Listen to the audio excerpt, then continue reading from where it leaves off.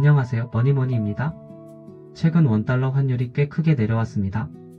제가 확인했던 최근 고점이 1달러에 약 1556원이었는데 불과 얼마 지나지 않아 1409원대까지 내려왔습니다. 147원 정도 떨어졌으니까 비율로는 약 9.4%입니다. 미국 주식이나 국내 상장 미국 ETF에 투자하는 분들은 주가 지수가 크게 떨어지지 않았는데도 계좌 평가 금액이 줄어든 것을 보셨을 겁니다. 미국 주식이 그대로 있어도 달러 가치가 원화 대비 내려오면 원화로 환산한 평가 금액은 줄어들기 때문입니다.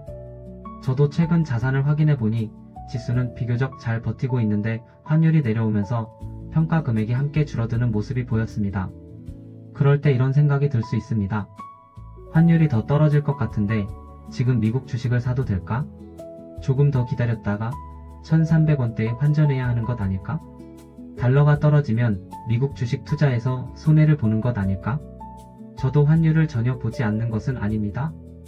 환율이 많이 내려오면 같은 원화로 더 많은 달러를 살 수 있으니 추가 환전을 고려할 수 있고 단기적으로는 분명히 매수 단가에 영향을 줍니다.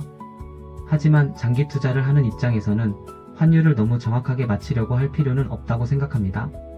환율은 주가만큼이나 예측하기 어렵습니다.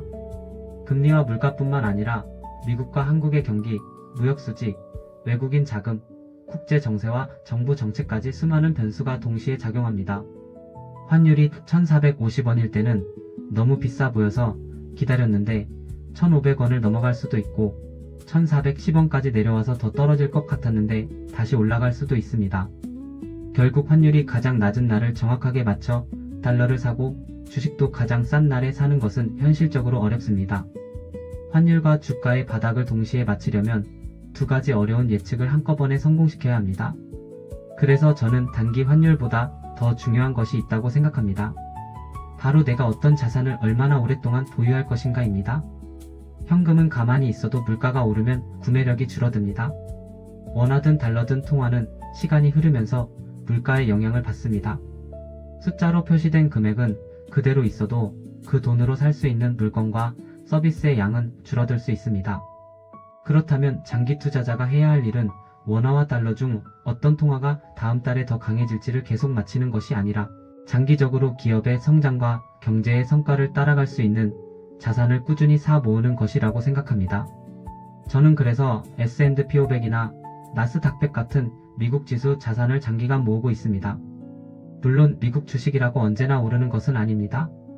금융위기나 코로나 급락처럼 큰 하락장이 올 수도 있고 몇 년 동안 성과가 부진할 수도 있습니다. 환율까지 함께 내려가면 원화 기준 손실이 더 크게 보일 수도 있습니다. 그럼에도 미국의 대표 지수는 살아남은 기업으로 계속 구성 종목을 교체하며 장기적으로 기업의 성장과 이익 증가를 반영해 왔습니다. 제가 믿는 것은 다음 달 환율이 아닙니다. 장기적으로 좋은 기업이 더 많은 이익을 만들고 그 기업들의 가치가 성장할 가능성입니다. 달러가 원화보다 장기적으로 더 강할 가능성이 있다고 생각할 수는 있습니다. 세계적인 결제준비통화라는 달러의 지위와 미국 자산에 대한 지속적인 수요가 있기 때문입니다. 반대로 한국은 저성장과 인구구조 변화, 해외 투자 확대 등 원화에 부담을 줄 수 있는 요인도 가지고 있습니다. 하지만 그렇다고 해서 달러가 원화보다 반드시 계속 오른다고 단정할 수는 없습니다. 과거에도 원화가 강해지면서 원달러 환율이 장기간 내려간 구간이 있었고 앞으로도 금리나 경기 상황에 따라 충분히 그럴 수 있습니다. 그래서 영상의 결론은 달러가 무조건 오르니 지금 전부 환전하자가 아닙니다. 오히려 반대입니다. 달러가 오를지 내릴지 확신할 수 없으니 환율 예측에 투자 전체를 걸지 말자는 것입니다. 환율이 1450원이면 너무 비싸다고 매수를 멈추고 1400원이 되면 더 떨어질까 봐 또 기다린다면 결국 아무것도 사지 못할 수 있습니다. 환율이 높을 때도 조금 사고 내려왔을 때도 조금 더 사는 방식으로 환전 시점을 나누면 됩니다. 주식도 마찬가지입니다. 매달 정해진 금액을 꾸준히 투자하고 시장이 크게 하락했을 때는 미리 정해둔 원칙에 따라 추가 매수하는 겁니다. 저 역시 환율과 주가의 정확한 바닥을 찾기보다는 정기 매수를 계속하고 있습니다. 환율이 내려가서 계좌 평가 금액이 줄어들었다면 기분이 좋을 수만은 없습니다. 하지만 아직 팔지 않을 장기 투자자에게 환율 하락은 평가 금액이 줄어드는 일이면서 동시에 앞으로 달러 자산을 조금 더 싸게 살 수 있는 기회이기도 합니다. 특히 앞으로 5년, 10년, 20년 동안 미국 지수를 계속 모을 투자자라면 오늘의 10원, 20원 움직임 때문에 전체 계획을 바꿀 필요는 없다고 생각합니다. 중요한 것은 환율이 아니라 투자 기간이고 오늘의 평가 금액이 아니라 최종적으로 얼마나 많은 좋은 자산을 보유하고 있느냐입니다. 저는 앞으로도 환율은 참고하겠습니다. 환율이 많이 내려오면 환전 금액을 조금 늘릴 수도 있고 단기간에 너무 급하게 올랐다면 평소보다 조심할 수도 있습니다.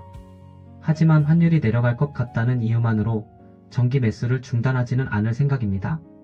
환율은 참고사항으로 두되 투자의 중심은 우상향할 가능성이 높은 자산을 꾸준히 모으는 데 두겠습니다. 환율이 1456원에서 1409원으로 내려왔다고 해서 미국의 좋은 기업들이 갑자기 나쁜 기업이 된 것은 아닙니다. 내가 투자한 기업의 매출과 이익, 경쟁력도 환율이 47원 내려왔다고 하루아침에 사라지는 것은 아닙니다. 우리가 사는 것은 달러라는 종이 자체가 아니라 달러로 거래되는 기업과 자산입니다. 그러니 장기 투자자라면 이렇게 생각해도 좋을 것 같습니다. 여러분은 환율이 내려오면 미국 주식 매수를 늘리시나요? 아니면 환율과 관계없이 정해진 금액을 계속 투자하시나요? 댓글로 여러분의 투자 방법도 남겨주세요. 오늘도 뭐니뭐니 하세요.